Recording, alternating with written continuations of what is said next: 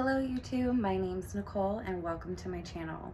My channel is all about recovering and healing from emotional, psychological, and verbal abuse. So tonight for my very first video, we are going to be discussing the very important topic of gaslighting.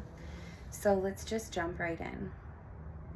Here's an article from Very Well Mind, and you can see a little illustration that they did. I never said that. I never did that. You're crazy. You're stupid. You're this. You're that. And those confusing words is pretty much exactly how you're going to feel. So let's jump right in. What is gaslighting? Gaslighting is a form of manipulation that occurs in abusive relationships.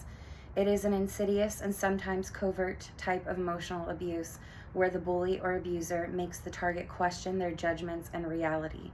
Ultimately, the victim of gaslighting starts to wonder if they are losing their sanity. Gaslighting primarily occurs in romantic relationships, but it's not uncommon for it to occur in controlling friendships or among family members as well. Toxic people use this type of emotional abuse to exert power over others in order to manipulate friends, family members, and sometimes even co-workers. How gaslighting works. Gaslighting is a technique that undermines a person's perception of reality. When someone is gaslighting you, you may second guess yourself, your memories, and your perceptions. After communicating with the person gaslighting you, you may be left feeling dazed and wondering if there is something wrong with you. Gaslighting can confuse you and cause you to question your judgment and overall mental health. It may help to know more about the tactics a person who is gaslighting someone might use. First, lying to you. People who engage in gaslighting are habitual and pathological liars. They will blatantly lie and never back down or change their stories.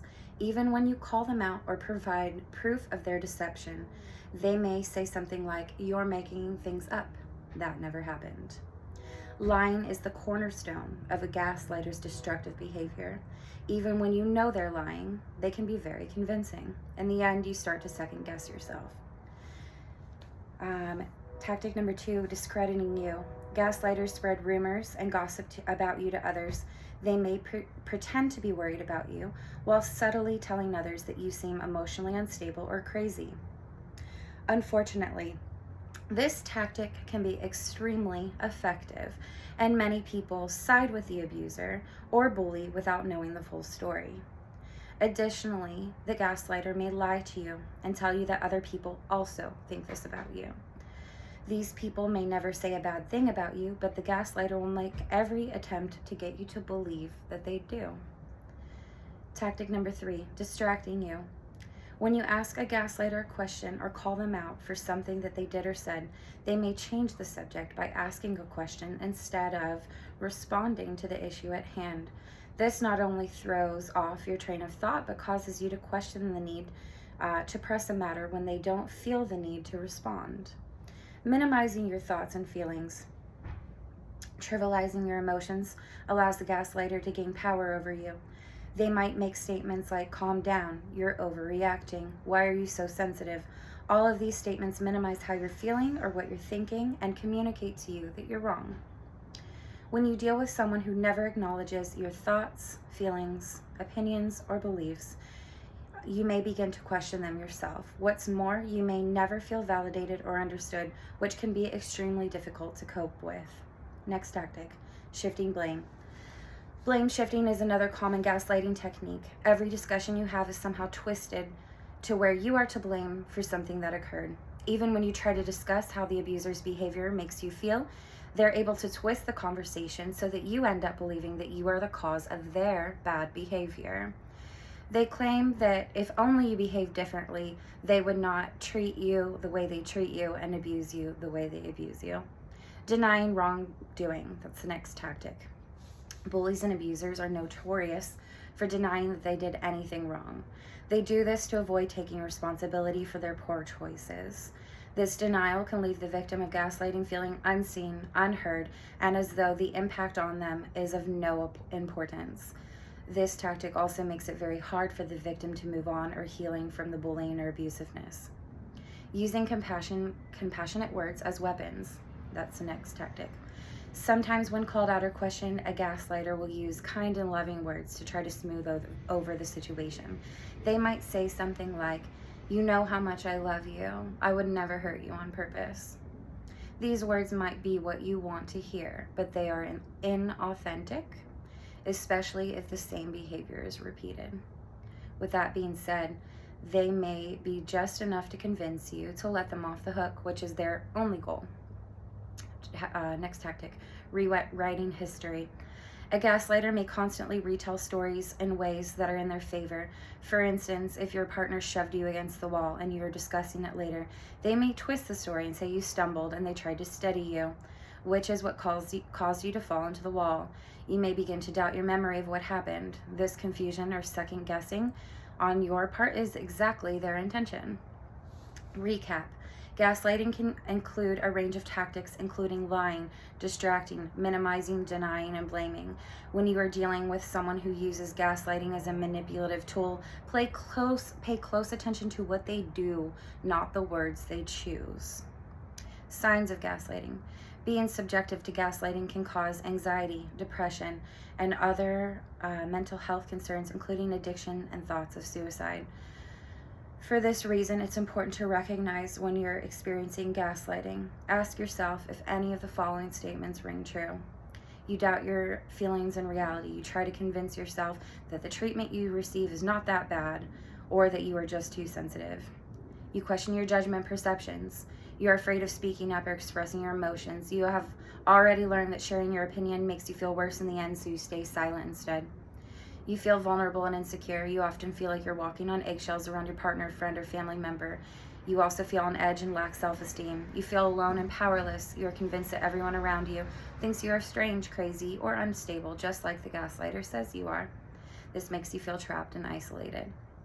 You wonder if you are what they're saying you are. The gaslighter's words make you feel like you're wrong, unintelligent, inadequate, or insane. Sometimes you even find yourself repeating these statements to yourself. You're disappointed in yourself and who you have become. For instance, you feel like you are weak and passive and that you used to be stronger and more assertive. You feel confused. The gaslighter's behavior confuses you, almost as if they are Dr. Jekyll and Mr. Hyde. You worry that you are too sensitive. The person minimizes hurtful behaviors or words by saying, "I was just joking," or "you need thicker skin." You have a sense of impending doom. You feel like something terrible is about to happen when you're around this person. This may include feeling threatened and on edge without knowing why. You spend a lot of time apologizing. You feel the need to apologize all the time for what you do or who you are. You feel inadequate. You feel like you are never good enough. You try to live up to the expectations and demands of others, even if they're unreasonable. You second guess yourself. You frequently wonder if you accurately remember the details of past events. You assume others are disappointed in you. I'm just going to read the recaps of these. You wonder what's wrong with you. Struggle to make decisions because you distrust yourself. If you identify with any of these signs of gaslighting, it's important that you seek professional help right away. Left unaddressed, gaslighting can take a significant toll on your self-esteem and overall mental health. Your doctor can recommend a counselor who is equipped to help you process and deal with what is happening to you. Where did gaslighting get its name? The term gaslighting comes from a 1938 play by Patrick Hamilton known in America as Angel Street and later developed into the film Gaslight by Alfred Hitchcock. In the suspense film, a manipulative husband tries to make his wife think she is losing her mind by making subtle changes in her environment, including slowly and steadily dimming the flame on a gas lamp. Not only does he disrupt her environment and make her believe that she is insane, but he also abuses and controls her, cutting her off from family and friends. Consequently, the wife is constantly second-guessing herself, her feelings, her perceptions, and her memories. Additionally, she feels neurotic, hypersensitive, and out of control, which is the goal of gaslighting, to leave the target feeling off kilter and unsure of what is true and what isn't. Because this film was an accurate portrayal of controlling and toxic actions that manipulative people use, psychologists and counselors began to label this type of emotionally abusive behavior gaslighting. What to do if someone is gaslighting you? If you're experiencing gaslighting in a relationship, there are some steps that you can take to protect yourself. Things you might do include gain some distance. Save the evidence, because gaslighting can make you question yourself. Work on preserving evidence of your experiences. Keep a journal and save text conversations, or keep emails so that you can look back on them later and remind yourself that you should not doubt or question yourself. Set boundaries. Get an outside perspective. End the relationship. While it can be difficult, ending the relationship with someone who repeatedly gaslights you is often the most effective way to end the abuse. If you suspect that you are experiencing gaslighting, you may also find it helpful to talk to a mental health professional. They can help you learn more about the situation, gain perspective, and develop new coping strategies that can help you deal with the behavior. Remember, you are not to blame for what you are experiencing. The person gaslighting you is making a choice to behave this way. They are responsible for their actions. Nothing that you did caused them to make this choice, and you won't be able to change what they're doing. But with counseling, you can learn how to make healthy choices and set boundaries with a person who engages in gaslighting.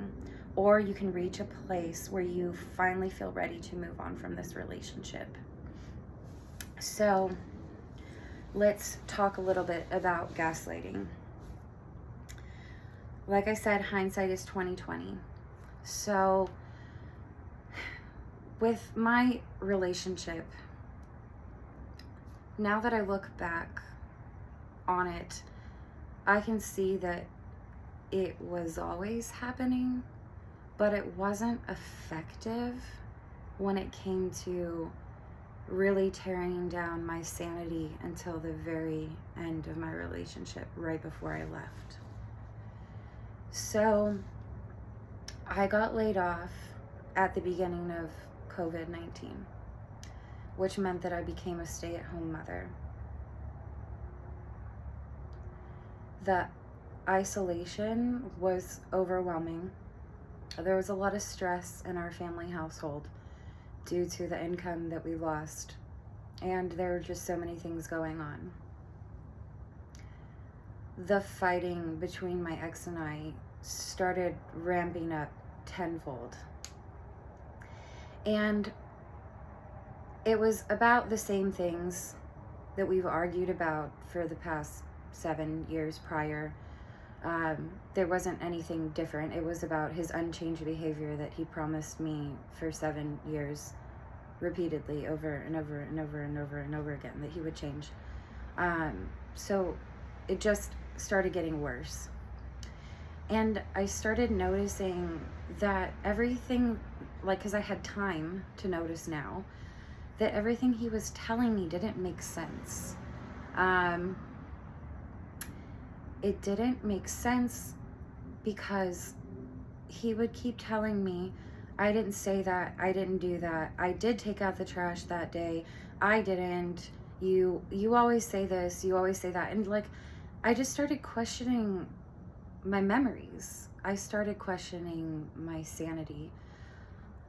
But it was just a thought in the back of my head here and there. So what I did first of all was I knew he was lying to me. So I started keeping a journal. Because it was in the beginning about chores. So I started keeping a journal. And so what I would do is, he only had 2 chores and they were never getting done. And I was just sick of doing his chores for them. I was sick of doing everything in the house. I was sick of being the only one to worry about the finances and the bills. I was sick of being the only one taking care of the baby and the dogs. I was absolutely fed up I was just sick of it all. I just needed to be able to rely on him to get the trash cans to the curb and to pick up the dog poop in the yard. That's all I asked for. And it was just a constant fight. All week, every week. It was just a constant fight. I just wanted the trash cans to the curb. I didn't want flowers. I didn't want a surprise. I didn't want I didn't want anything. I just wanted to not have to do his chores for him. And so when he was telling me, I did it that day, you're not remembering correctly. No, you're really not remembering correctly. You're lying. You're making things up in your head, blah, blah, blah. So I started keeping a journal. And I didn't tell him that I was doing this, but when he would take out the trash, I would write it down. When he would bring the trash cans in, I would write it down. If I begged him and begged him and begged him to pick up the dog poop and he'd finally do it, I'd write it down. And then I'd write down when I'd have to do his chores. So after a couple months of this, after the pattern was established and I was clear, knowing, okay, now that I've tracked it, now he can't lie to me and tell me that I'm insane. I showed him that, well, no, I'm sorry. I told him about the journal. And when I confronted him about the trash one week, or the trash and the dog poop or something like that, I told him, no, X, I wrote it down. You did not take it out last week. And he said, well, blah, blah, blah, I did the week before. And I said, no, you didn't. And he said, and then he would change the subject and blame me and, you know, all the things that we just talked about. So I said, okay, regardless of all the subjects that you're trying to change it to, I'm just trying to talk about the trash cans. I'm just trying to talk about the trash cans. That's all. I'm just trying to talk about the trash cans. Can you focus on the trash cans and stop telling me how many things I do wrong? Because diverting the attention away from what you did and what you won't do is not going to help solve this one problem. I said, and this is something that just happened for 9 years. Well, for 10, because it still happens. And it was exhausting. Anytime I would confront him with something that was an issue, his go-to would be to shift my attention from the issue onto something that I did wrong a month ago, a week ago, a day ago, a year ago. Whatever it was, we can't talk about what he did. It won't get talked about. I'll try to circle back around to it, and then whoop, like we're off the road. Then I'll be like, okay, we'll talk about what you want to talk about. And it was driving me insane for like 9 years. It just kept on. I'd be like, X, please, can we just focus real quick on the trash cans and take care of this issue? Resolve it, move on, and then you can just tell me everything that I have done wrong in the past 9 years. Everything. You can just lay into me. But can we please talk about the trash cans? Can you stay? I thought he had ADHD.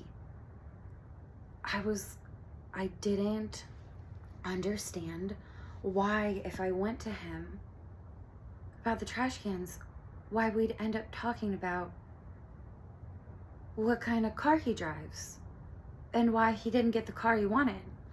I didn't understand why, if I brought up the dog poop, he would be bringing up something that I did 3 years ago. I'm just trying to solve a problem. You get how it is. So anyway, when I went to him and told him about the journal, he said that I forged my journal. And that's when I started realizing this is never going to work. Again, this is where a relationship ends. Because if you can't lie to me because I documented, and then I get accused of forging a planner journal it's a calendar. I'd even write the times. So if he can't lie to me and I can't hold him accountable with a journal because he tells me I made the journal up, like just dead in the eyes told me you forged the journal, then that's when I realized it's never gonna work. It's over. Like, because I either have to agree to be insane for the rest of my life and to believe someone who's telling me you're crazy, that never happened, I never said that, I never did that, you're remembering it incorrectly, You know, it didn't happen that way. I took the trash out all days except for this one this month, and I took it out every single day last month, when really it was exactly the opposite. He never took it out except for the one day. You know, I had to agree to insanity. I had to consent to insanity to stay with him, and I couldn't consent to it any longer. And that's just when everything started going downhill. So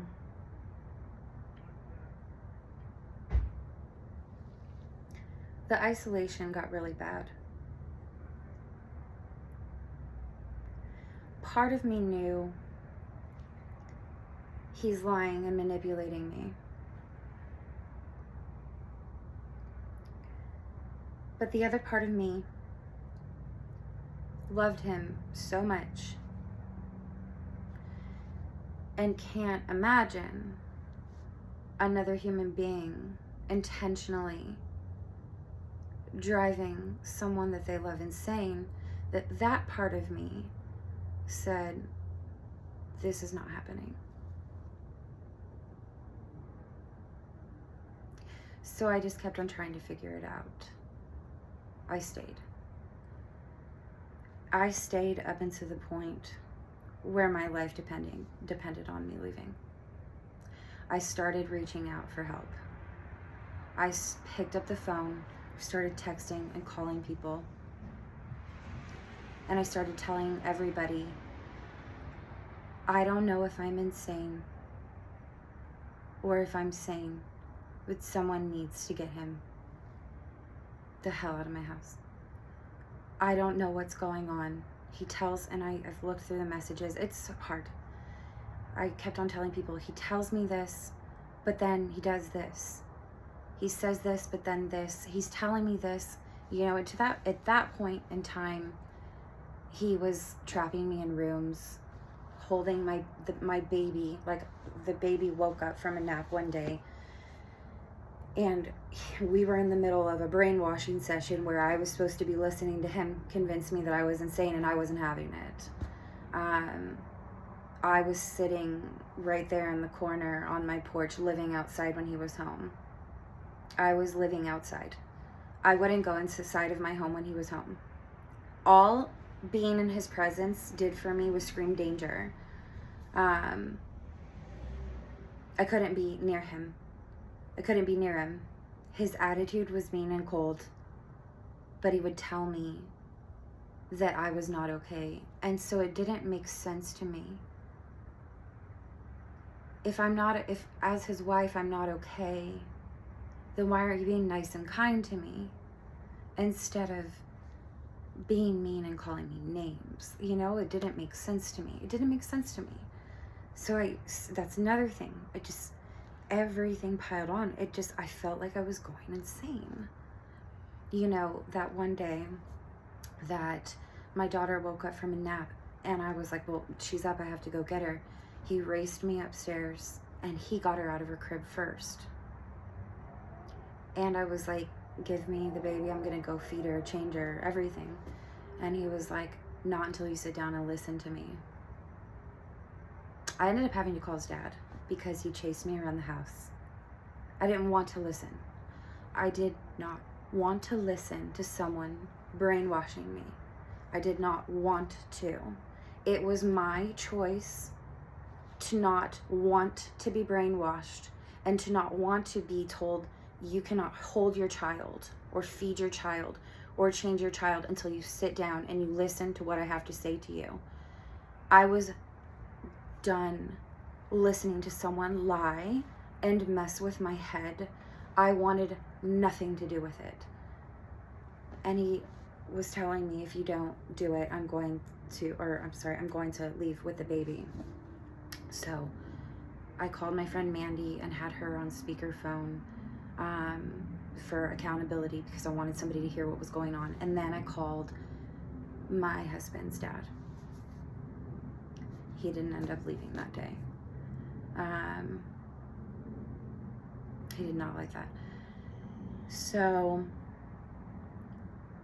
later down the road, I'm not going to go into my whole testimony today because that will take a really long time, and I'm not sure that I'm ready to completely share that yet. But gaslighting is, it's a really malicious, insidious thing to do to somebody. And I never understood, like, I've heard the word gaslighting. I've heard that there's a movie. I still won't watch the movie. I don't know if I can. I've heard that it's really bad, but like, here's the thing. If you've never had your mind messed with on a level that you believe that you're no longer allowed to have thoughts of your own, memories of your own, because they tell you your thoughts aren't real. They tell you that your memories aren't real.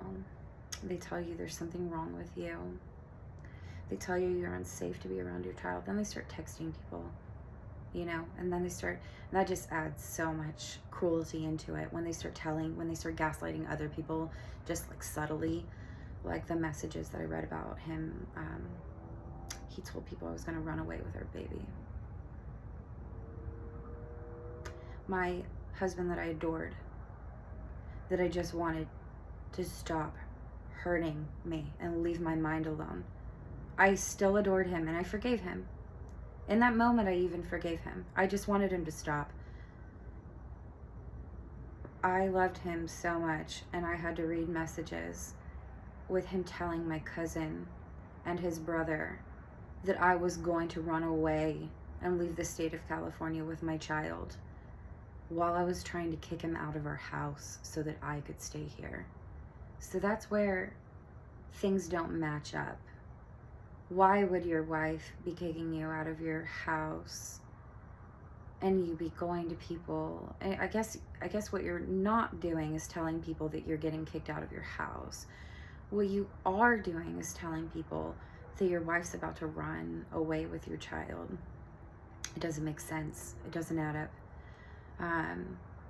Telling people that I wasn't okay. Telling people that they're worried about my child's safety.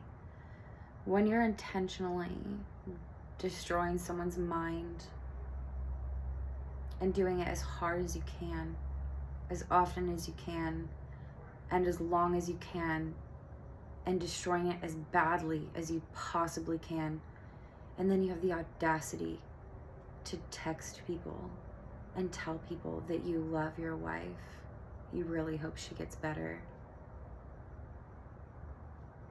Can't tell you how bad that will hurt you as a person, but if you came here to listen to this channel, then you probably already know. Okay.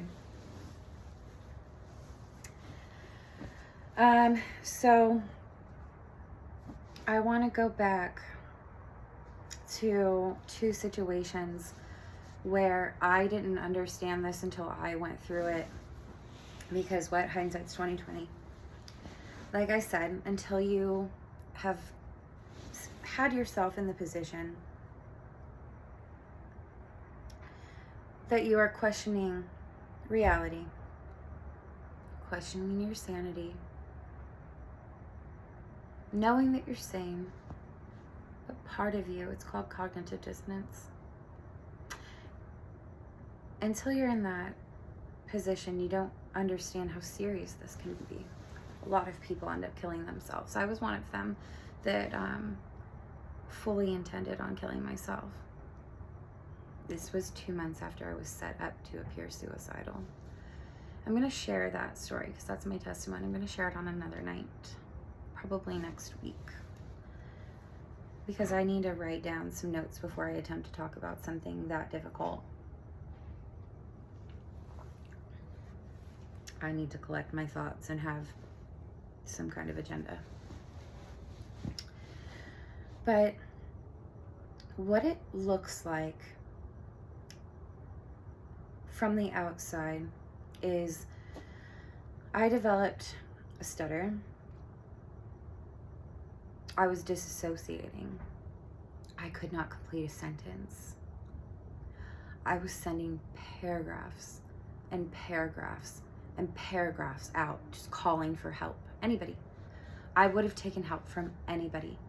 I would have done anything for someone to come by this house and sit with me and hug me and tell me it's okay. The only people that I had accountable, or I had in my corner to attest to my sanity, were the people that I had informed a couple months before everything happened that I was leaving my husband. I needed their support. I told them that I thought I was going insane. I needed them to talk to me on the phone almost every day, all day, while my husband wasn't here, and help me get the courage to leave him. I needed them to listen to me, listen to my words. I needed them to, I needed to know that I wasn't making things up in my head, because my husband told me that everything that was in my head was made up. So I tasked my 2 best friends across the country with helping me understand, am I really insane or am I not? And my therapist too. I asked him for help. And I said, do I say conflicting statements? Is my memory okay? Did I remember this properly? What's going on? And every single thing that we spoke about for 2 months in a row, I remembered clearly. My friends attested to my sanity. So about 2 months after, I called my friends and asked them for help and said, I need to know if I'm sane or not, because I love him, and if I'm insane, I don't want to leave him. But if he's doing this to me purposely, if my husband is intentionally trying to destroy me, then I need to know. So the results of being in constant communication with them is I was okay. Everything that they said to me and everything that I said to them for 2 months, I could remember like the back of my hand, just like I've always had a really sharp memory. Always. But the gaslighting worsened during that time. So the more that I knew I was sane, the more I tried to hold him accountable for driving me insane.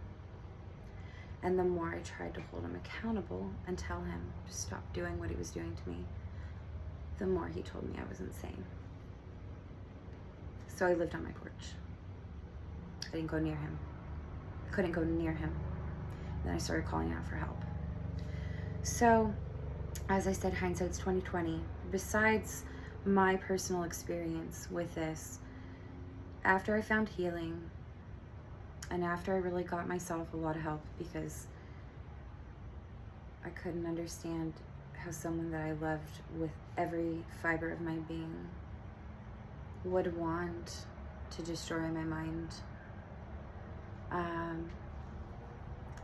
After I got some help, after I really started to heal, I started to remember other people in my life that at some point in time I had been reached out to for help from those people, or I had heard their story and I'm like, oh, that sounds kind of crazy. Like, oh, what a weak-minded person. Like, at best, I would say, oh, what a weak-minded person.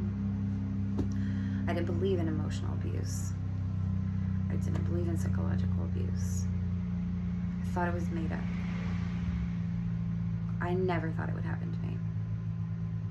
So to those people that reached out to me for help, including my dad's ex-girlfriend, Marianne, I am so sorry that I didn't believe you.